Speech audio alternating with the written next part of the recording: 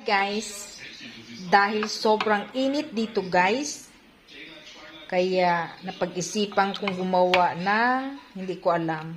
Basta ito guys, buko panda, nilagyan ko ng mangga, tapos what we call this one? Nakalimutan ko. Ano galing tawag dito guys? Tapioca. Yeah, tapioca. So, ayan guys. Gumawa ako nito guys. Ayan oh.